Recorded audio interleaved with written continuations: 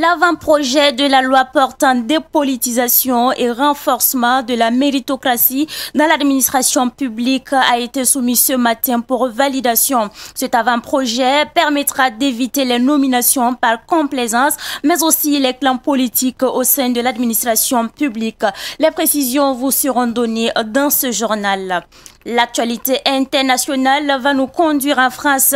C'est connu depuis ce soir. Emmanuel Macron, le président français, a nommé Elisabeth Borne comme Premier ministre du gouvernement français. Une première depuis 30 ans. Les précisions en fin d'édition. Mesdames et messieurs, bonsoir et bienvenue dans cette édition du soir. Comme annoncé au début de ce journal, l'avant-projet de la loi portant dépolitisation et renforcement de la méritocratie dans l'administration publique est examiné par les cadres de l'administration, les représentants d'organisations de la société civile, les partenaires sociaux et les universitaires. Ce projet de loi a été rédigé depuis 2015 et la rencontre du jour a pour but de peaufiner la loi avant sa validation. Daouda Yameogo pour plus de précision. L'administration publique burkinabé est gangrénée par le favoritisme, les nominations de complaisance, l'existence de clans politiques et l'insuffisance de conscience professionnelle. Et pour créer un environnement propice pour les usagers du service public sans discrimination et partialité, l'avant-projet de loi portant dépolitisation et renforcement de la méritocratie dans l'administration publique est soumis ici pour validation. Il y a plusieurs manifestations de la politisation dans notre administration publique. La première manifestation, c'est l'existence de cellules ou de regroupements à caractère politique dans notre administration publique. La deuxième manifestation, c'est la visibilité de signes distinctifs de partis politiques dans notre administration publique. Et nous avons également les nominations ou les recrutements à caractère politique dans notre administration. Donc c'est entre autres les manifestations majeures de la politisation dans notre administration publique. Cet avant-projet de loi va également lister les fonctions dites politiques et dites techniques. À travers cette loi, nous allons déjà classifier les fonctions dites politiques et les fonctions dites techniques. Et à ces fonctions techniques, nous allons définir un minimum de conditions pour y accéder, en termes de qualification diplômante, en termes d'expérience, pour que quand vous êtes nommé à un poste, que ce soit sur la base de vos compétences et non sur la base de votre appartenance politique. Cet avant-projet de loi portant dépolitisation et renforcement de la méritocratie dans l'administration publique est soutenu par l'Union européenne. Les chargés de suivi, évaluation et des statistiques dans le domaine de l'éducation non formelle renforcent leurs capacités. C'est une formation initiée par le ministère de l'Éducation nationale qui a débuté ce matin et se tiendra pendant 3 jours. Elle est axée sur les fondamentaux des statistiques officielles. Retour sur l'ouverture de cette formation avec Micheline Zongo. Ce sont une vingtaine de chargés de suivi, évaluation et des statistiques qui participent à cette formation sur les critères de bonnes données statistiques et de détermination des indicateurs de base. Cette session de formation vise à pallier le problème de statistiques fiables dans le secteur de l'éducation au Burkina Faso. Des données, je dirais d'ailleurs la question de récolte des données, de l'analyse, de la présentation, au fin de générer un rapport qui permet de comprendre comment se porte le sous-système de l'éducation non formelle sera fait. Bref, il s'agit de donner toute l'armature nécessaire aux chargés de suivi et évaluation pour qu'à terme les données qui seront récoltées puissent être facilement interprétées et exploitables. Vous savez, le nombre gouverne le monde. Quel que soit tout ce que nous allons faire, il faut mesurer, il faut évaluer pour pouvoir dégager les acquis, les points faibles et donc à partir de là, reconstruire une stratégie de rattrapage. Et je crois que l'éducation non formelle ce jour est au cœur de cette vision-là. Cette formation va contribuer au perfectionnement de l'éducation non formelle, ainsi qu'à la poursuite des plaidoyers au profit du secteur. C'est d'améliorer la qualité donc, de l'éducation non formelle et c'est mobiliser tous les acteurs donc, autour des idéaux donc, de l'éducation non formelle et travailler en sorte que la population puisse recevoir l'éducation de base nécessaire pour lui permettre de participer activement au développement des différents pays. La collecte des données, l'analyse des données, le traitement donc, de ces données pour nous permettre d'avoir des éléments fiables de plaidoyer. Parce que vous savez que depuis un certain temps, le reproche qui est fait à l'éducation non formelle, c'est le manque souvent de données fiables. Pour cette session, c'est d'amener les différents acteurs impliqués dans cette chaîne-là à pouvoir non seulement mobiliser les résultats et mieux les traiter pour qu'on puisse véritablement convaincre tous ceux qui veulent s'intéresser donc au sous-domaine d'éducation non formelle là, à pouvoir nous aider. Cette session de formation des chargés de suivi, évaluation et des statistiques de l'éducation non formelle a bénéficié de l'appui financier de la Fondation Caranta.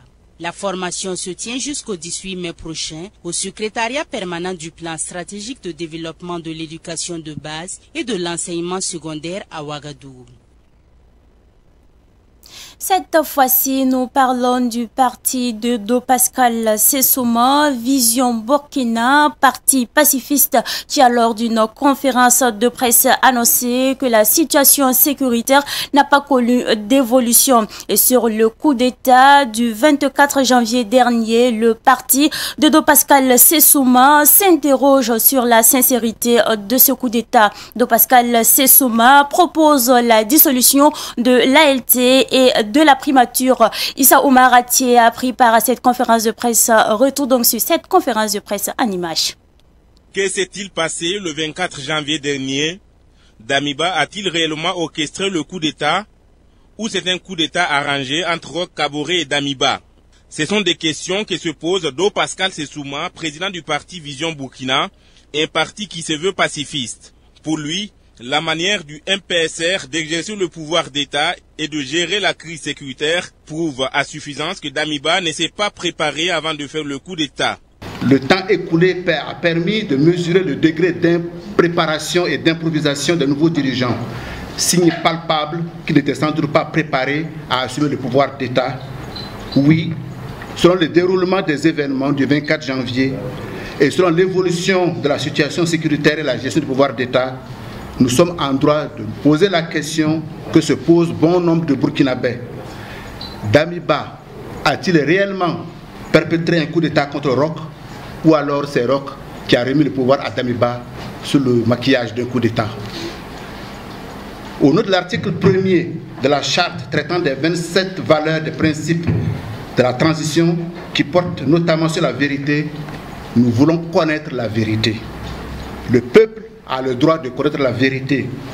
Que s'est-il réellement passé ce 24 janvier 2022? Le parti Vision Burkina ne passe pas par 4 chemins pour exprimer son inquiétude par rapport à la préparation et à la conduite des élections post-transition, tout en appelant le MPSR à appliquer les recommandations de la commission technique qui a élaboré la charte et la feuille de route de la transition. Vision Burkina appelle à la suppression du poste de Premier ministre et à la dissolution de l'Assemblée législative de transition. Une transition de 18 mois avec les pleins pouvoirs au chef de l'État aurait permis de mettre tout le monde d'accord, y compris la communauté internationale, et éviter ainsi d'éventuelles sanctions à notre pays. Vision Burkina demande l'annulation pure et simple de l'Assemblée législative de la transition, la suppression du poste de Premier ministre et préconise que le chef de l'État gouverne par ordonnance comme cela se fait dans plusieurs pays. C'est plus rapide, plus pragmatique, plus efficace. Visiblement, Do Pascal Sessouma n'est pas favorable à l'idée d'instaurer une journée nationale de prière, mais propose une journée nationale de jeûne et de pénitence sur toute l'étendue du territoire national. Cette journée, qui serait observée par tous les Burkinabés, toutes confessions religieuses confondues, et ferait l'objet d'un couvre-feu alimentaire de 5h à 18h30 sous la surveillance stricte des forces de l'ordre. Ce jour-là, les maquis, bars, buvettes et restaurants seront fermés. Seuls les malades, les enfants de moins de 12 ans et les femmes enceintes seraient exemptés de cette obligation de jeûner. À notre sens, cette décision pourrait donner de grands résultats car nous avons la conviction que ce jour-là et les jours suivants, on pourra observer moins d'attaques contre notre pays. car jeûner, c'est prier 1000 fois. Cette sortie médiatique, depuis l'avènement du coup d'État de janvier dernier, a servi de cadre pour le parti Vision Burkina de Do Pascal Sessouma pour dénoncer ce qu'il qualifie de diabolisation et de marginalisation de la classe politique dans la conduite de la transition. Et pour lutter efficacement contre le terrorisme, Do Pascal Sessouma propose l'indépendance financière du commandement des opérations de théâtre national côtéenne. Il propose l'application d'une taxe de 100 francs CFA sur chaque bouteille de boisson. Écoutons Do Pascal Sessouma au micro de Issaou Maratier. Le commandant des opérations n'arrivera à aucun résultat sans délégation de responsabilité.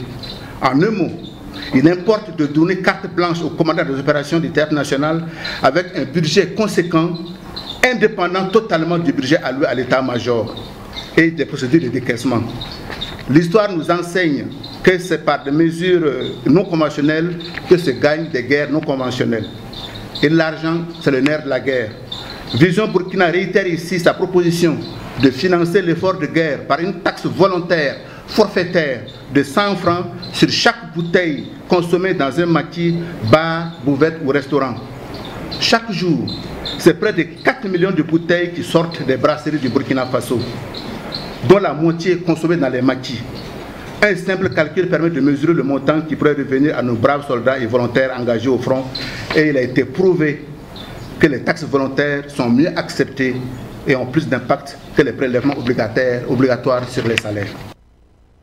Après donc cette conférence de presse de Do Pascal Sessouma, nous parlons de l'amicale des VADS. En effet, l'amicale des VADS a organisé le samedi dernier une journée de don de sang. Ce don de sang permettra donc au centre de transfusion sanguine de faire face à la demande, ce qui soulagera bon nombre de patients. Le don de sang a eu lieu au service régional de la circulation et de la sécurité routière. Précision de Micheline Zongo. Ils aident à réguler la circulation sur les artères du Burkina Faso, mais ils ont décidé d'offrir leur sang pour venir en aide aux malades. Eux, ce sont les volontaires adjoints de sécurité VADS. C'est dans le cadre de ces activités que l'amicale des VADS a organisé cette journée de don de sang. Cette activité entre dans le cadre de nos programmes d'activité de 2022. Nous nous sommes dit volontairement qu'est-ce qu'il faut faire aussi en tant que jeunes pour apporter aussi notre soutien à l'État. Voilà pourquoi nous avons organisé cette journée de don de sang qui se déroule actuellement au sein du service régional de la circulation et de la sécurité routière du centre. Il faut dire que dans la région du centre, il y a 1120, voilà, mais il y a d'autres aussi qui sont sur le terrain, voilà, pour ne pas aussi abandonner la mission quotidienne, voilà, mais la mobilisation aussi est un détail. Il faut dire qu'il y a d'autres aussi qui viennent, qui ont la volonté de donner, il y a la peur qui est là, il y a d'autres aussi qui sont enregistrés. Bon, techniquement, arrivé, les spécialistes les affaires savoir que non, ils ne pouvaient pas donner parce qu'ils remplissaient les conditions. Donc ça réduit automatiquement ce que nous avons vraiment souhaité avoir. Cette initiative est saluée par le Centre national de transfusion sanguine, CNTS. Elle contribuera à pallier le problème de manque de sang dans les banques de sang. Tout d'abord, nous les remercions pour quand même cette initiative. Et vraiment, c'est salutaire parce qu'actuellement, nous sommes en difficulté. On a vraiment un besoin crucial en sang. Donc, l'organisation, vraiment, c'était nécessaire. On venait pour une prévision de 150, on a eu 105 à peu près. Et tout en sachant qu'il y a eu des gens qui n'ont pas pu donner pour une raison ou une autre. Donc, c'est vraiment largement suffisant. Vraiment, c'est très bien. Vraiment, nous lançons un appel à toute la population de Burkina, toutes les personnes qui sont bien portantes pour nous accompagner. Parce que le don bénévole, ça concerne les personnes de 18 à 60 ans. Donc, je me dis que toutes les personnes qui sont dans cette tranche d'âge-là, cette tranche d'âge, qui peuvent nous donner un coup de main, ça va nous aider. Parce que actuellement, vous savez que d'ici là, c'est la période du palu, donc c'est vraiment crucial. Donc, toute bonne volonté sera la bienvenue. Le programme des activités de l'amicale des VADS se poursuit les jours à venir avec la coupe de l'amicale. Direction à Manga pour parler des 72 heures de l'EPC. L'association Zaklayi Ramde a dressé le bilan de ses activités au cours des 72 heures de l'EPC à Manga. Il ressort de ce bilan que 100 millions de francs CFA ont été mobilisés en 5 ans pour le financement de projets des femmes du Zunweugo. Cela a été possible grâce à l'initiative EPC épargnée pour le changement porté par l'association Zaklayi Ramde. Un projet qui vise donc à autonomiser les femmes. Fatih Sankara revient sur le bilan de cette association. N'ayant pas accès au crédit financier, par manque de garantie, les femmes du Zunweugo, à travers l'association Zaklayi Ramde, ont eu l'ingénieuse idée de s'autofinancer. C'est à travers l'initiative Épargner pour le changement EPC. EPC consiste en une cotisation hebdomadaire qui sert de prêt pour les membres. En 5 ans, plus de 100 millions ont été mobilisés pour l'autofinancement des femmes. On a plus de 109 groupes de femmes. On a dans la province du Zunweugo, dans 6 communes de Manga. Et les femmes ont récolté plus de 100 millions. Sans l'aide d'une structure financière, c'est entre elles. Elles ont commencé de 0 à plus de 100 millions. Je suis très satisfaite du bilan. Moi-même, je ne m'attendais pas à ce bilan. Puisqu'au début, quand nous on a commencé, ça n'était pas facile. Vous savez, les femmes, c'est elles les plus vulnérables. Elles n'ont pas de garantie pour pouvoir entrer dans les structures financières pour avoir des crédits. Voilà pourquoi nous on a mis l'idée pour pouvoir les mettre en groupe ensemble pour cotiser. Vraiment, le bilan, je suis contente. L'épargne pour le changement des femmes de la dite association est une action à soutenir et à encourager. Le PC contribue considérablement à l'autonomisation des femmes du Zunweugo. C'est pourquoi la gouverneure du Centre-Sud, Josiane Cabré, et la société Moon SARL ont soutenu l'événement. C'est une action salutaire aux côtés du gouvernement. Et je pourrais dire que Zaklayi Ramde est un partenaire sûr de l'État burkinabé, du gouvernement. Et je voudrais la féliciter, la remercier et surtout l'encourager. Oui, vous voyez la belle mobilisation, cette mobilisation montre. Ce sont les femmes du Zunweugo seulement. Donc je l'ai invité à étendre cette activité d'épargne pour le changement aux femmes du Naouri, aux femmes du Bazega et aux femmes des autres provinces et des autres régions. Quand vous voyez ce que les femmes arrivent à faire, parce que c'est elles-mêmes qui s'auto-emploient, qui s'auto-financent, ensemble, elles gagnent. Donc nous avons vu qu'en tant que société immobilière, nous devons d'accompagner ces genres d'initiatives-là. Parce que c'est des initiatives de développement. C'est des initiatives qui envoient les femmes à s'auto-suffire. L'ambition des femmes de l'association Zaklayi Ramde est d'élargir leur activité au territoire national. Les 72 heures de l'EPC ont été marquées par des panels, des sensibilisations et une foire d'exposition. La promotion des valeurs culturelles et le renforcement des liens fraternels constituent les piliers de la rencontre de la lignée de Naba Warga dans la commune de Nagrengo, province de Loubritenga, dans le plateau central. Après Naartenga, Wazele, Nakomgo et Sigloguin, c'est au tour donc de Linoguin d'abriter la deuxième fois cette rencontre des filles et fils de Naba Warga. Des exposés sur la cohésion sociale et des témoignages ont été les temps forts de cette cérémonie. Le film de cette cérémonie avec Daouda Yameugo. La connaissance des origines des communautés comme facteur catalyseur de paix et de cohésion sociale, c'est le thème retenu pour la 5e édition de la rencontre de la lignée de Naba Warga. Un thème développé par des agents du ministère de la Culture pour une meilleure gestion des familles dans la paix.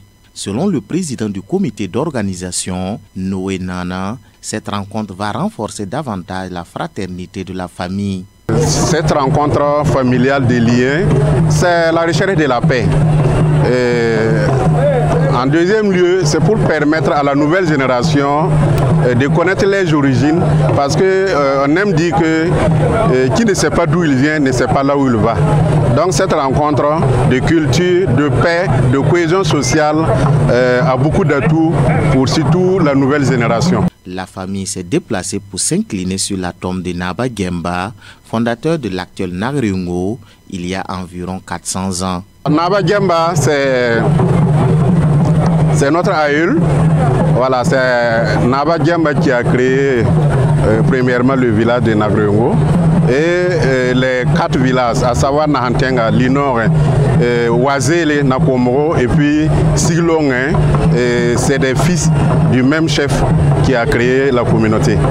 Voilà, donc nous célébrons en tout cas cette retrouvaille de famille pour quand même donner un signal fort pour la paix, les retrouvailles familiales, parce qu'à travers cette activité-là, beaucoup de gens ont connu la culture, beaucoup de gens ont connu leur histoire et ça a été un facteur de rapprochement de plusieurs personnes, de plusieurs communautés pour vivre la famille. Le chef de l'Inoguin, Naba Sanum, s'est réjoui de la démarche des jeunes. Selon lui, ces rencontres vont permettre de lever un pan de l'histoire de la lignée de Naba Warga.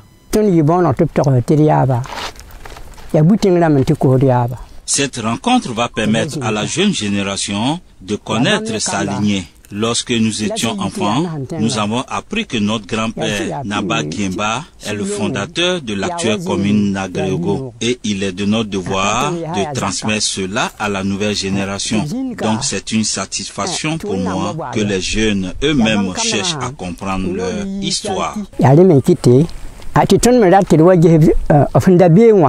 Naba Warga, précédemment Mogo Naba, est le père du fondateur de l'actuel Nagriungo, Naba Gemba. La lignée de Naba Warga s'étend jusqu'à Kombisiri, Kabouda, Ramongo et Garpene. Nous parlons également de musique dans cette édition. Lengue est le premier album de l'artiste Mohamed Ouedraogo, affectueusement appelé Moaz Zibamba. Cet opus de 11 titres est désormais sur le marché discographique. La dédicace a eu lieu le samedi dernier en présence de Pakisba Mariam Ouedraogo.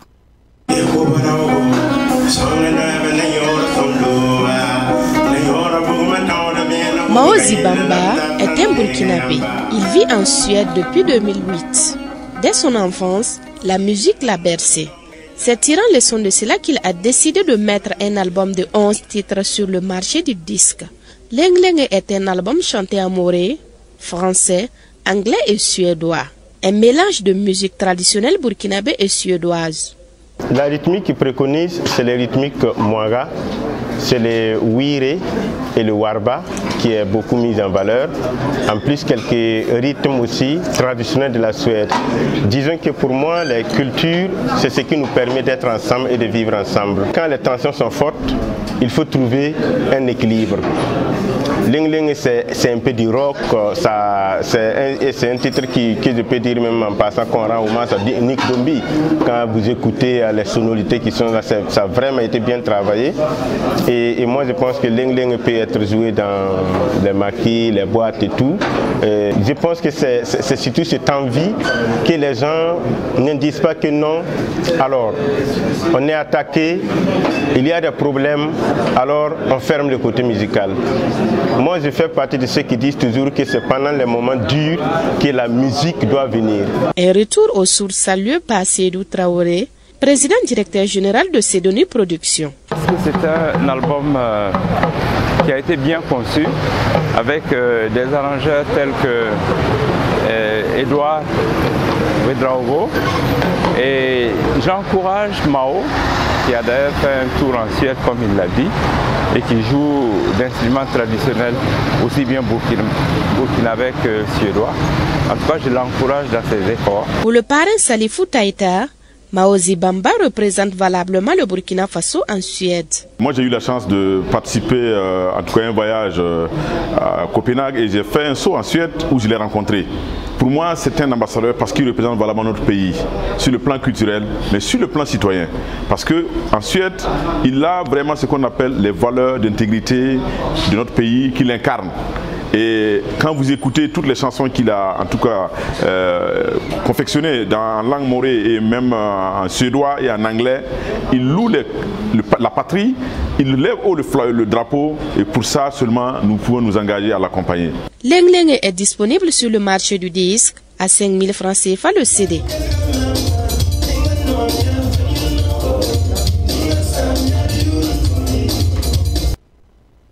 Actualité internationale avant de refermer cette édition. En France, c'est en vertu de l'article 8 de la République française que la ministre du Travail, Elisabeth Borne, a été conduite à la tête du gouvernement après la démission de l'ancien Premier ministre Jean Castex. C'est la deuxième expérience de l'histoire de la France puisque la première femme à occuper le poste de Premier ministre, Edith Cresson, est partie en avril 1992. Il y a 30 ans.